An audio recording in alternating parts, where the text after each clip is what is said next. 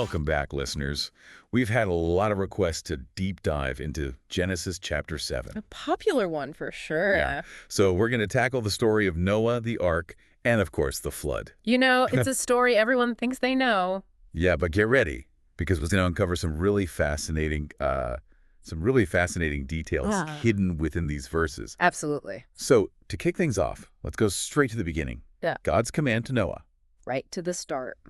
Now, he's told, of course, to build this ark, bring his family aboard, and gather all those animals. All kinds. But it's not just, any animal, right? It's not a free-for-all. No, not at all. It's incredibly specific. Yeah, the instructions are very detailed, and God makes a very clear distinction between clean and unclean animals. Okay. And of course, that becomes really important later on in the Old Testament with dietary laws and all that. Right. But Noah's told to take 7 pairs of each clean animal and only 1 pair of each unclean animal. 7 pairs. Now, that number 7, that always jumps out at me, Well, it's all over the Bible. It pops up everywhere. 7 represents completeness or perfection Right. in biblical numerology. So taking 7 pairs of the clean animals, could that hint at their importance for what God has planned? You know, you could definitely read it that way, especially because, remember, this whole idea of clean versus unclean, Right. it becomes a really key part of the covenant God makes later with his people. Yeah. So you could argue that right from the start, Genesis 7 is laying the groundwork for a much bigger theological framework. Wow. Yeah, it's like we're peeking at the blueprint for an entire belief system. Exactly. Okay, so we've got this ark, we've got these animals. Yeah. Now let's talk timelines, because Genesis 7 gets surprisingly specific about dates. Very specific. Noah is 600 years old when the flood starts. Mm-hmm. The flood begins on the 17th day of the 2nd month. That's right. It's like we're reading a ship captain's log or something. You know, this level of detail, it really makes you stop and think, why is the author being so precise? All right. Almost like they want us to view this as a historical event, not just a symbolic story. Mm. And then there are all these specific time periods mentioned, 7 days until the flood starts. 40 days and nights of rain. 150 days of the waters flooding the earth. These numbers, I mean, come on. They got to have some deeper meaning. Right. They have to. Absolutely. Like we talked about, 7 often represents completeness or perfection. Right. But 40, Oh, 40 is a big one. it really is. It frequently appears in the Bible during periods of trial or testing. Oh, okay. Think about the Israelites wandering in the desert for 40 years. Oh, yeah. Or Jesus' 40 days of temptation in the wilderness. So is the 40 days of rain then like a test for Noah?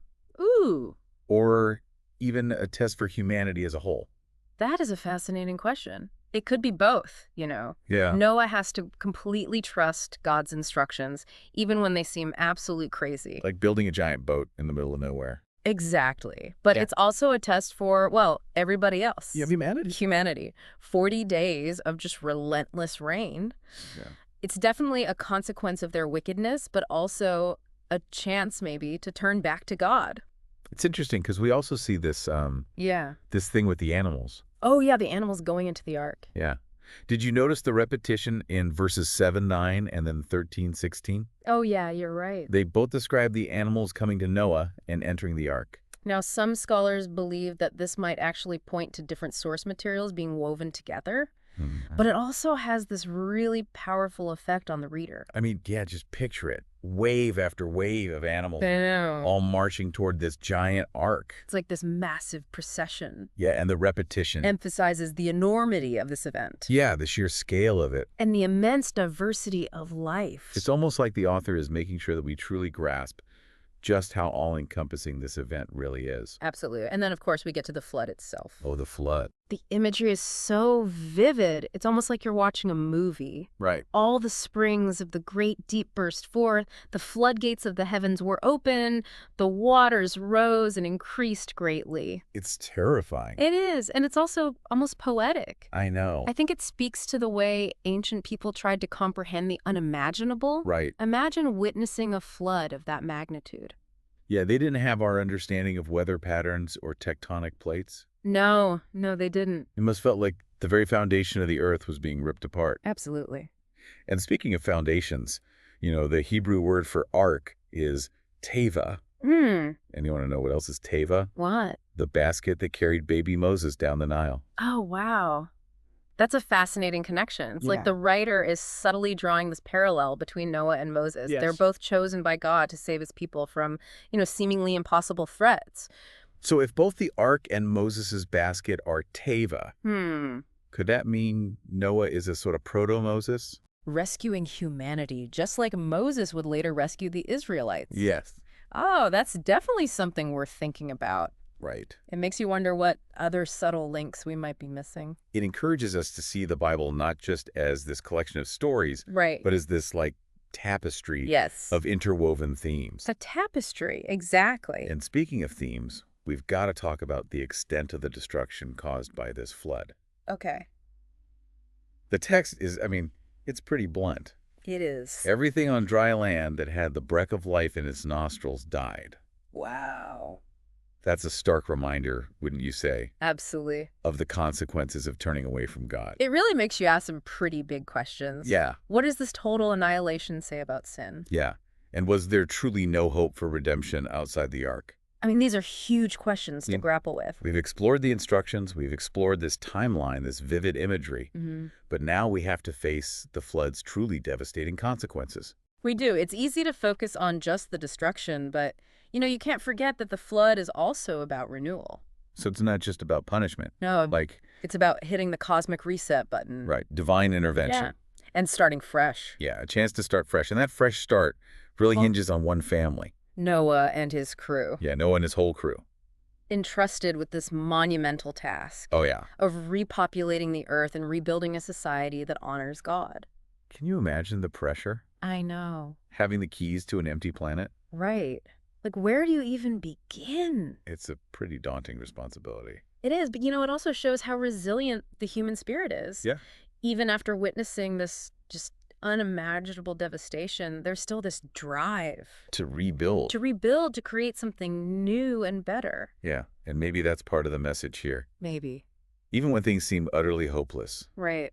there's always potential for a new beginning. Absolutely. The flood story, it's not just ancient history. It speaks to this human capacity. For hope. Yes, for hope and renewal.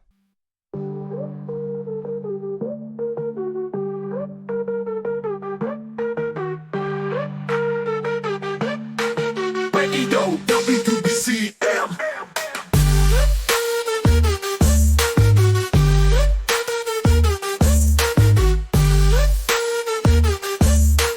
Radio WBCM. Okay, so we've talked about the why of the flood. Yeah. Judgment, cleansing, renewal. Mm-hmm. But what about the how? Okay. The text describes the waters rising, Right. covering the highest mountains. Yeah. Was this a literal global flood, or could it have been a more localized event that just felt world-ending? That is the question, isn't it? Right. It's a question that sparked so much debate I don't know. among scholars and theologians, and there's evidence for both sides. There is. Yeah.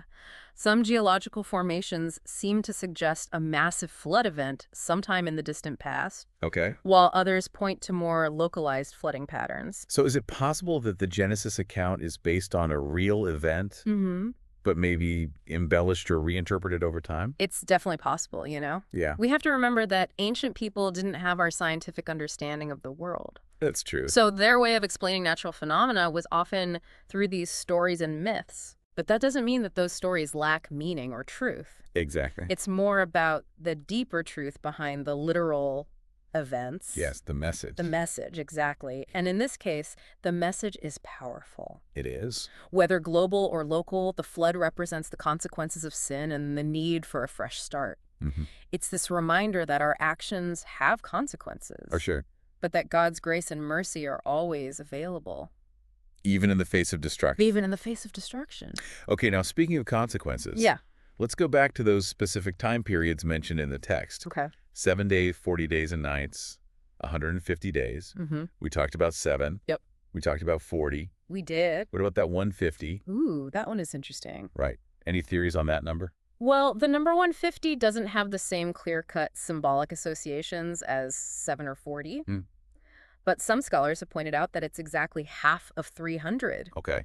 which was Noah's age when he entered the ark. Wow. So could there be a connection there? Po- Is the 150 days like a symbolic representation of a halfway point in Noah's life. Ooh, I like that. Right, like a dividing line between the old world and the new. That's definitely a possibility, and it highlights something really crucial about interpreting these biblical texts. What's that? There are often multiple layers of meaning. Right. What might seem like a simple detail on the surface could Mhm. actually have this deeper symbolic significance. It's like it's inviting us to dig deeper, Yes. to keep looking for those Keep connections. searching. And that's what makes these deep dives so rewarding. I know. It's not about finding all the answers. No. It's about exploring all these different interpretations, Exact. asking new questions. And deepening our understanding. yes, deepening our understanding of these ancient texts and, understanding the past. Mm-hmm. It can often help us navigate the present.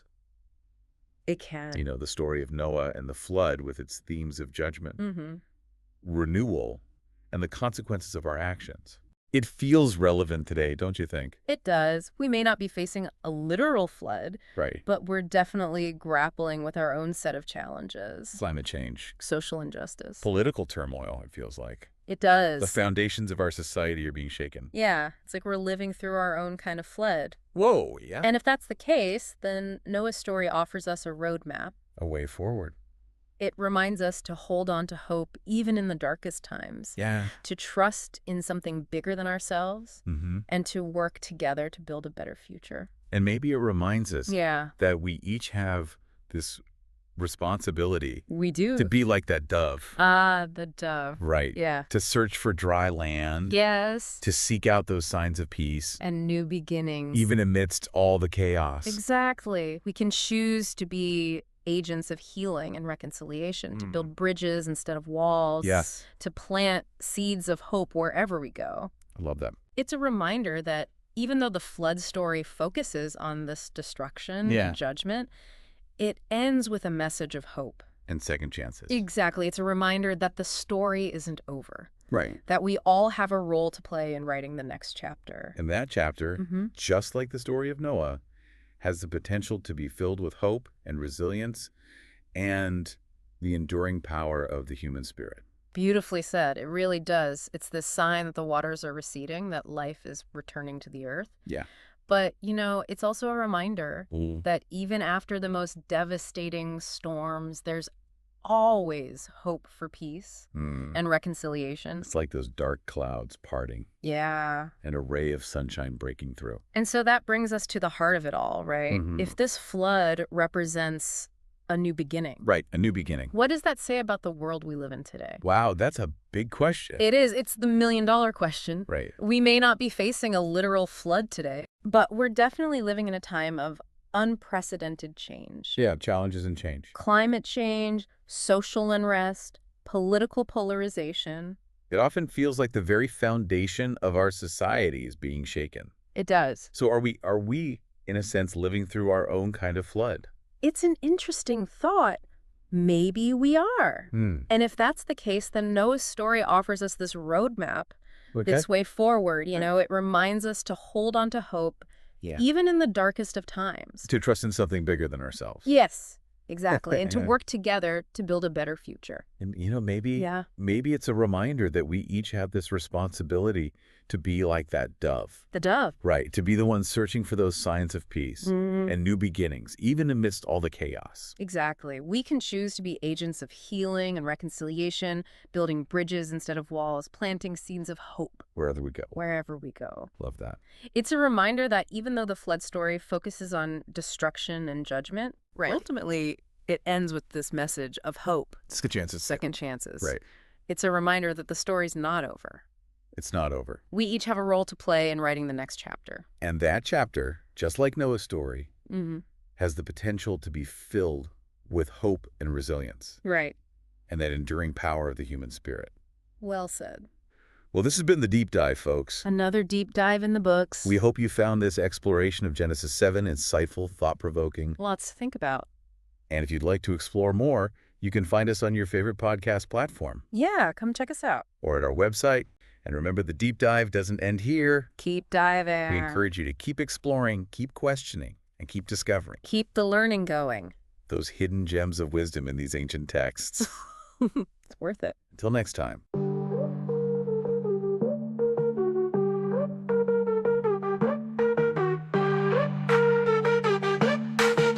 CEO.